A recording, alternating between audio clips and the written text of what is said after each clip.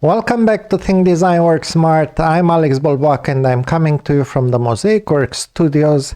And what I have for you today is something a bit different.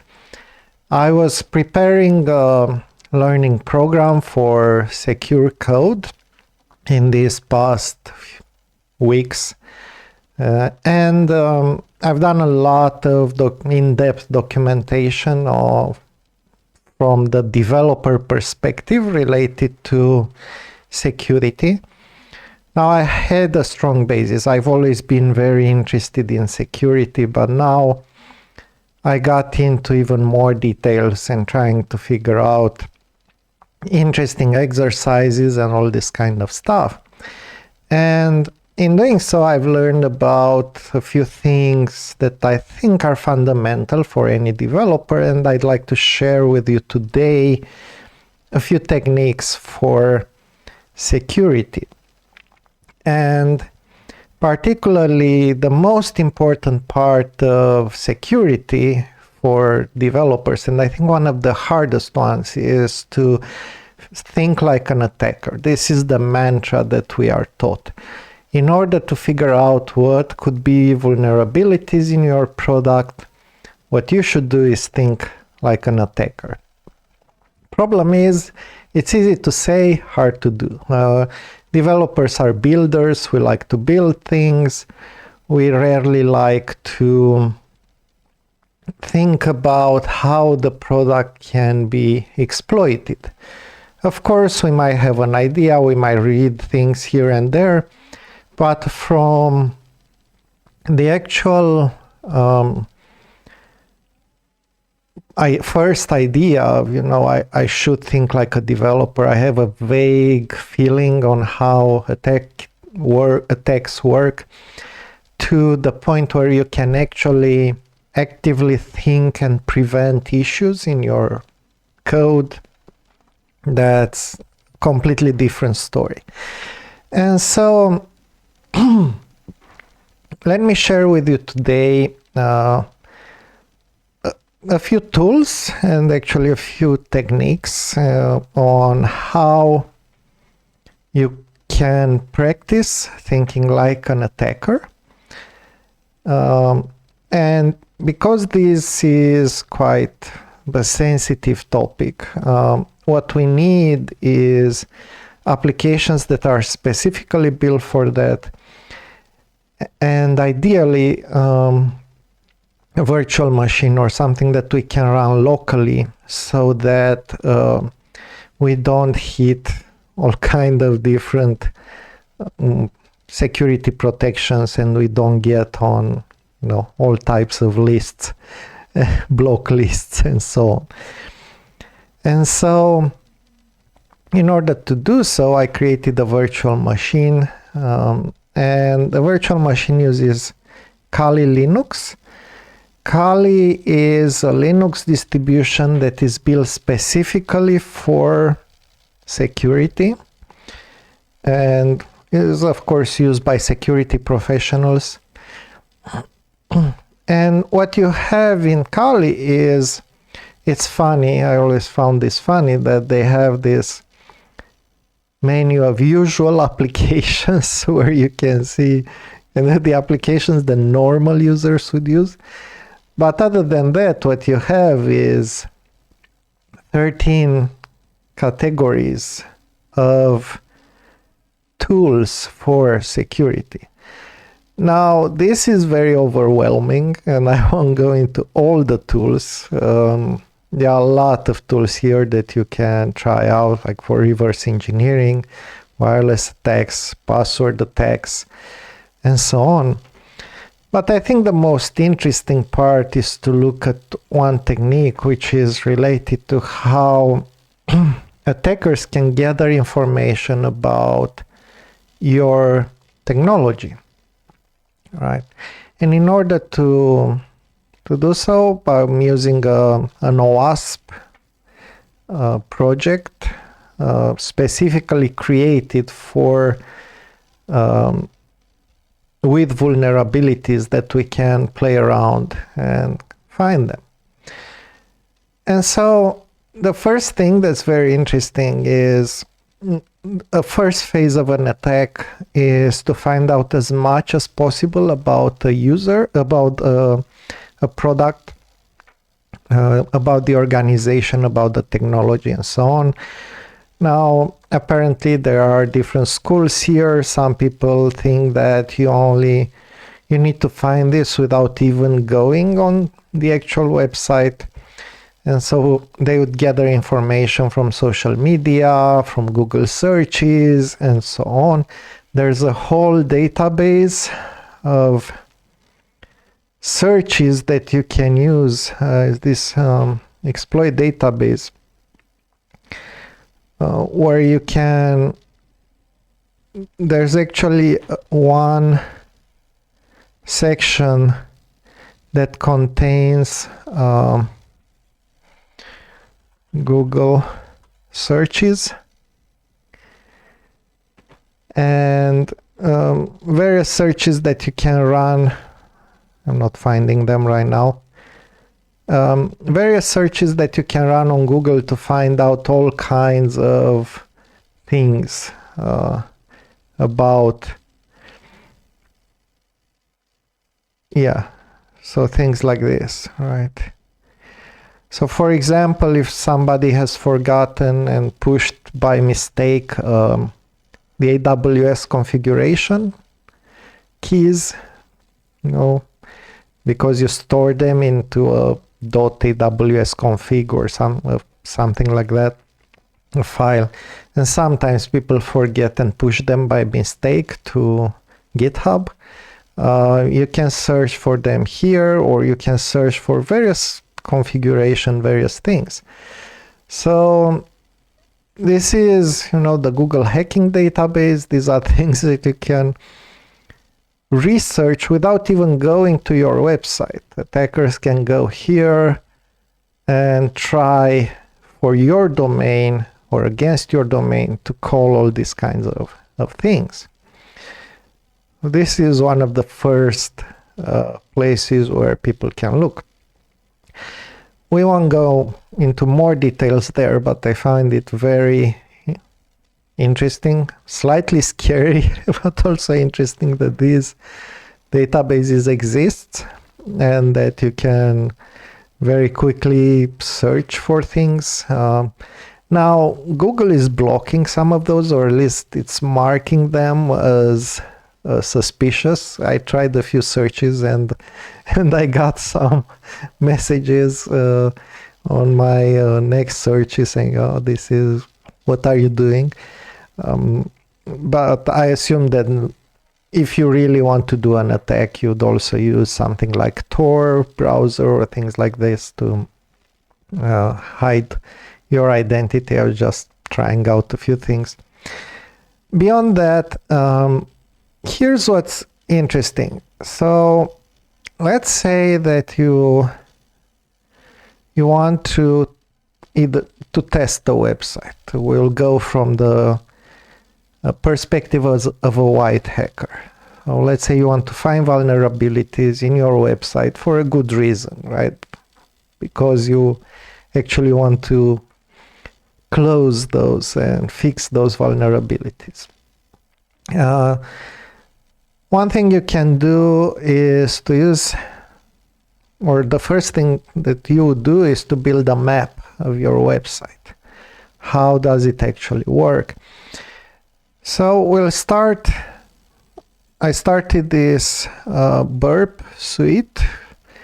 This is a proxy that is included here in the, where is it? It's included in the in web application analysis, burp suite. It's included in Kali Linux, so the community edition. This doesn't allow you to save like projects. You'll need to buy if you want more features, but for our purposes this is enough. So I'd go open the browser. So now all the requests from the browsers are routed through this proxy, and we can see this in a minute. And now I will go to localhost 3000, and this is where I've installed this OWASP project. It's called OWASP Juice Shop. This is a very cool thing. It's actually a gamified security project. It's a product that has a lot of vulnerabilities, and you can find those vulnerabilities, but it actually detects when you found them, and it gives you a notification. You found this, cool. And so, right. So you can also look at help getting started. Basically what it will tell you is that first of all, there is a hidden URL that will give you the status. I will close this. Normally you have here a bunch of things, but let us look at what's happening behind the scenes. Okay, so I'm just gonna click on a few things and go in customer feedback and about us and photo wall and okay, these are external. Help getting started is what we've seen. GitHub is external. We can also click on account, login. Not yet a customer, show password advice, so on. So I just clicked on a number of things. Now let's see what we have seen here. So here's what we gathered. First of all, is gathering multiple websites, right? So we also have a localhost 4200 calls here. But the interesting thing is that you can see everything that's happened behind the scenes. So we found out that I have a slash, I have an API, and on API I have challenges. And then, I actually can see a scoreboard. Name equals scoreboard. Interesting. I have feedback. So happy feedback. I can see quantities. I can see security questions. I can see various assets and images, which are actually, going to uploads. And I can see some things. And then there's a REST admin, application configuration and version. There's a CAPTCHA, there's product. So you get the point. Just by going through and clicking around on the actual product, I started seeing a bunch of things. And I can see here, let me try to make this perhaps a bit larger. Don't think I can enlarge this. But basically what I see here on the right is a map, complete map of our product, at least with everything that we found. And the more I go through, so for example, once I go to clicking through other things, create a user, for example, not create a user, and then you would see here the additional requests. And now for every endpoint I get a request. And now what I can do is to actually do a bunch of things with it, send to intruder, send to repeater. So basically I can take these requests and repeat them with various attributes, or just repeat it as it was and see the results, right? So very little, I don't have to work a lot to get this. I can actually see the response here. So security questions. What do we have here? We have Question ID 1. Your elder sibling's middle name. Created at, updated at. Mother's maiden name, and so on. Father's birth date, and so on. So you have, I got here a list of all 14 security questions just by visiting a bunch of URLs. Now the next thing I can do is I can look at the responses, see which one is actually interesting. Okay, I get feedback. What can I see here? User ID. User ID 1, user ID 2, user ID 3. So I got, because I can see, so this was the feedback displayed in the first page for a product. And if I click on multiple products, I might get more feedback. But you see that I got the user ID field. And because I got the user ID field, so now I know which user IDs exist. I have 1, 2, 3, and then there's a few nulls. All right, but at least I know that we have user ID 1, 2, and 3. Now, how is this important? Well, maybe I can inject this user ID in some other places and see what happens. Maybe I can get access to other things. All right. What else have we seen? So we got feedback, quantity, security questions. Okay. Let's see REST. Captcha, product, reviews, user, who am I? Okay. Now, what I like to do is to go to, okay, let me click on the, I'll accept the cookies, and let's go to the photo wall once again. And so we can see images, uploads. We got a bunch of images there. So you get the point.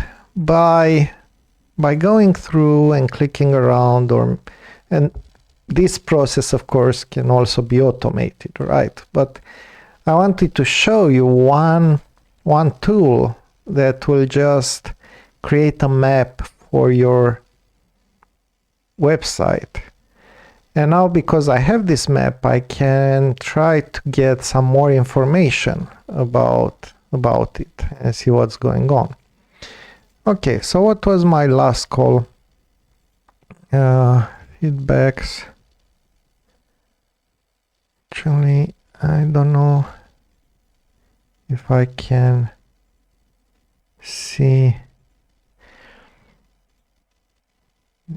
actual image. I also got some translation things, so now I can look here. Maybe there's nothing, but maybe there is something that we forgot in these translation strings. You never know. Maybe you forgot some important detail that can be used. What else could we do here? Security questions are interesting. Let's see once again what's happening here. So if I'd like to, let me look now into the console and refresh this. And what I like to see is there anything else interesting? I have an application configuration here. Okay, this gives me a bunch of information about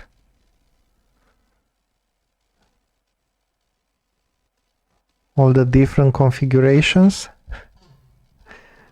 all the different configuration strings. Maybe it's important, you never know. But then we get this memories, and let's do a pretty print.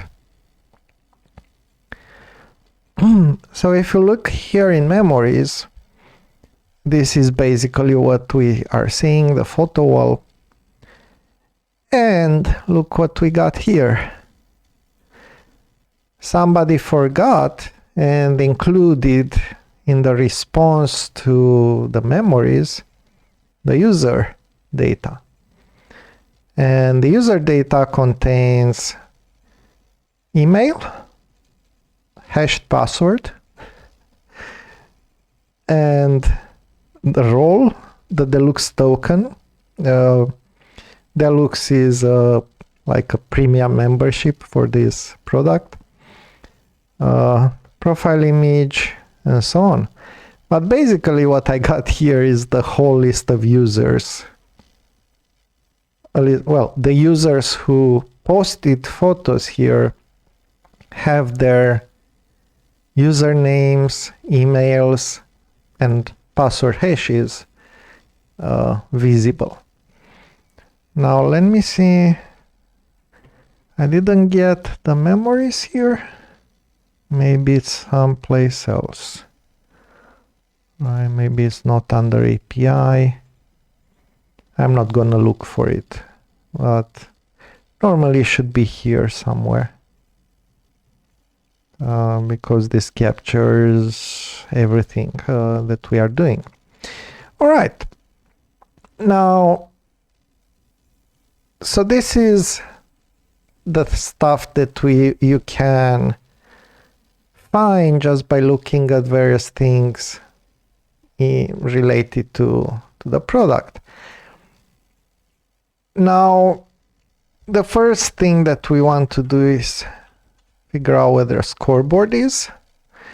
And so I just did the URL guessing.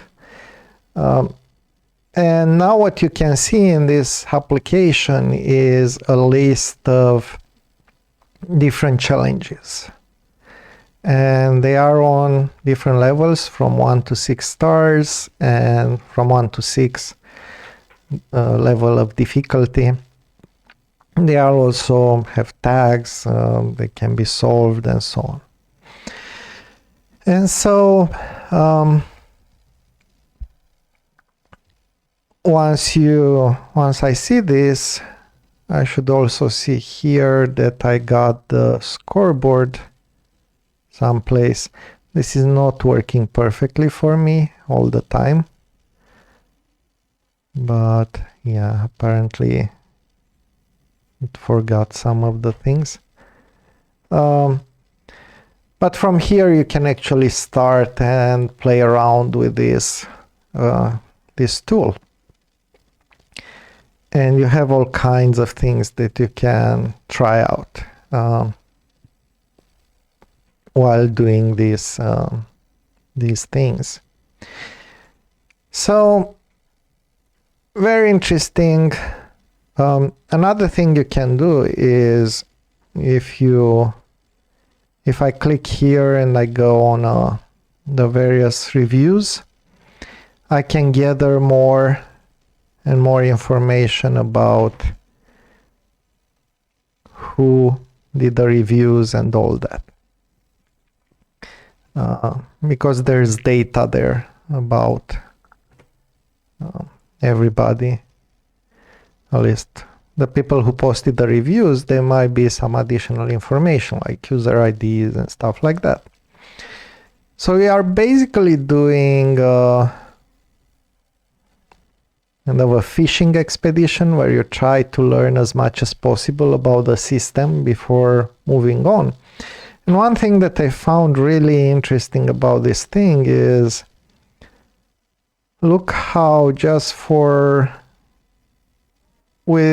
with simple, navigation through the different parts of your website, what kind of information can we find out, right? Hopefully, of course, this is made on purpose to be vulnerable and to play around with it and so on. But you never know when you mess up a bit your mappings and you return some additional data in the REST. And by the way, what's this REST/unmean, right? We can now play around and try to call this REST/unmean or try to guess some other things. Look at the reviews. We have a bunch of things here, right? For every call like this, there's the reviews. Another interesting thing is you could look, once you create a user and you log in, you can see your session ID, because your session ID will be stored in a cookie. And the session ID basically identifies your user. Now, hopefully, more than that for modern applications. But you could try to guess what's another session ID. Are they incremental? Are they successive? Or is there a guessable algorithm that you could apply there? And now, maybe one last thing that's interesting about this tool is, let's say I have, where should I go? Challenges, feedback, quantities, security questions.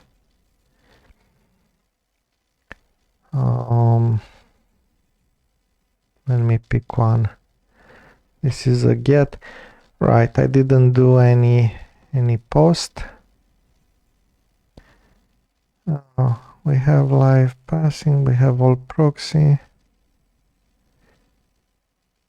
Oh, and it started on 1881, right? Oh, yeah, this is a very interesting feature in the Pro version.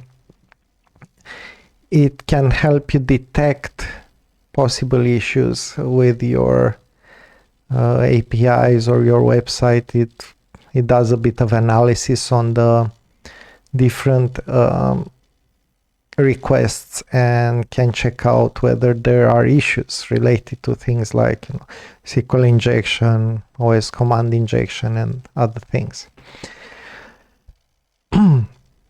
Now, let's say, for example, that I like to try out different calls. Here's an interesting thing. I can send this to an intruder and it automatically selects for me some variables, and I can go in and introduce add a bunch of, oh, this is not what I wanted to do.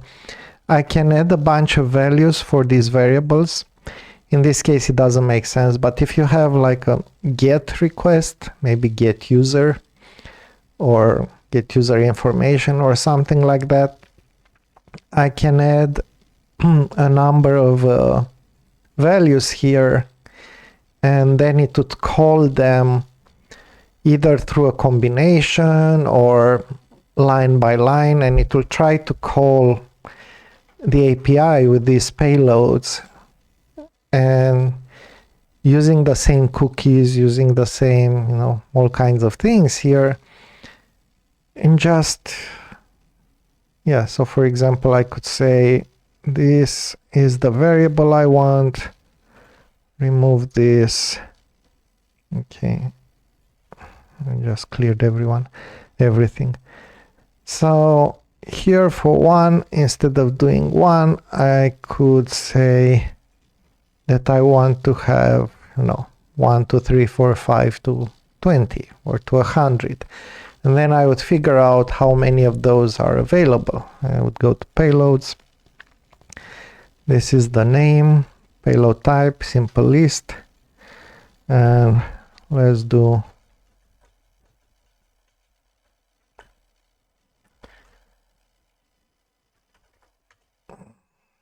Let's also do 100 and define rules and so on. So you can do all kinds of stuff.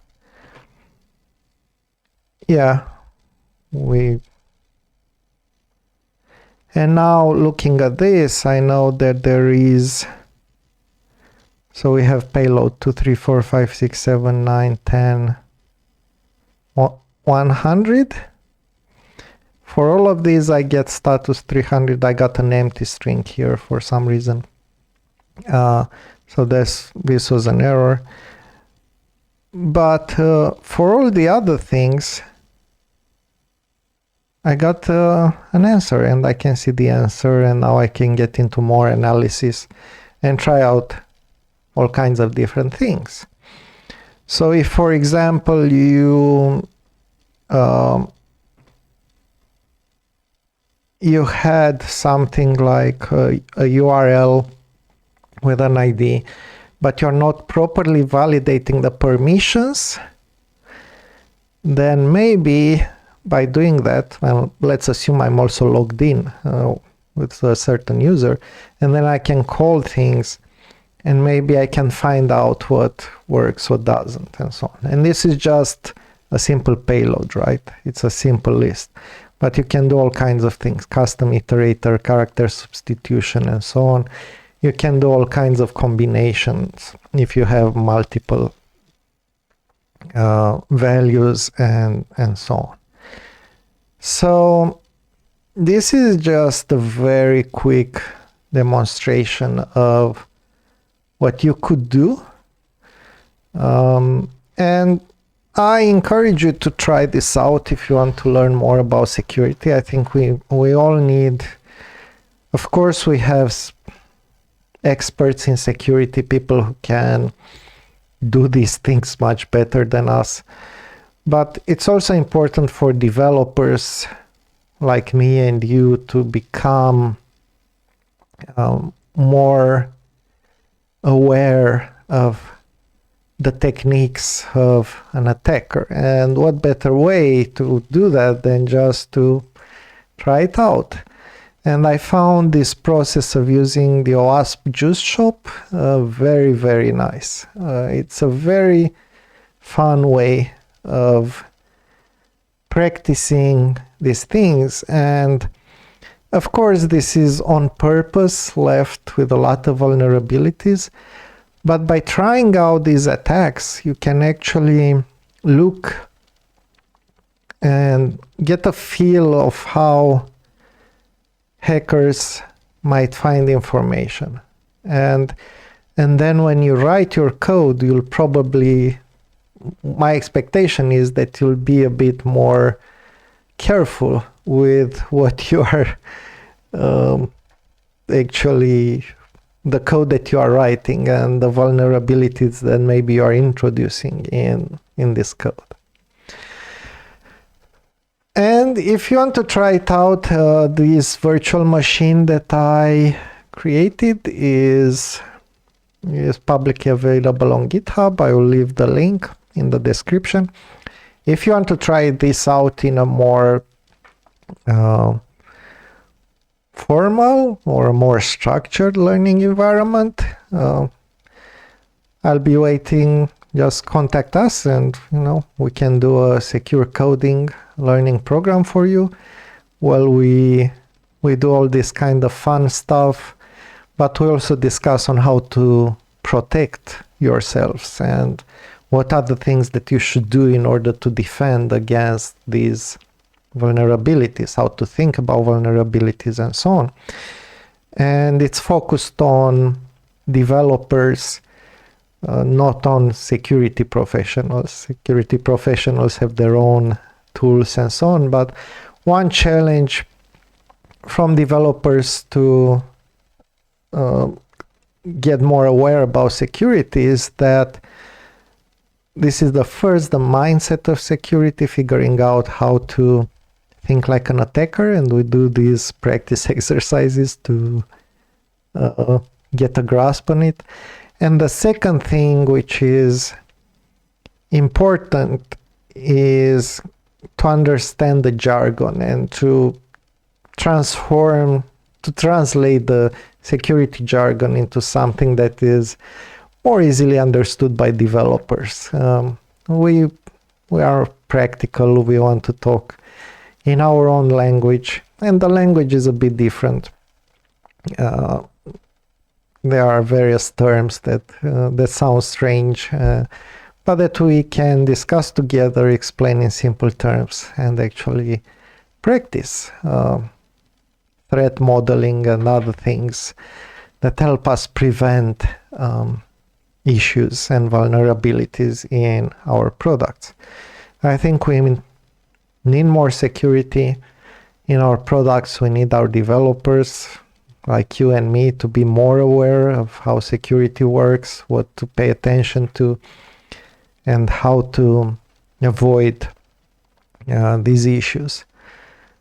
And having these fun things to play with is really cool. So what do you think about this? Try this out. Let me know in the comments if you tried this out. Let me know in the comments if you know of any other products or code bases that you can play with, of any other tools that you can try. And contact us if you'd like a secure coding learning program from Mozaic Works.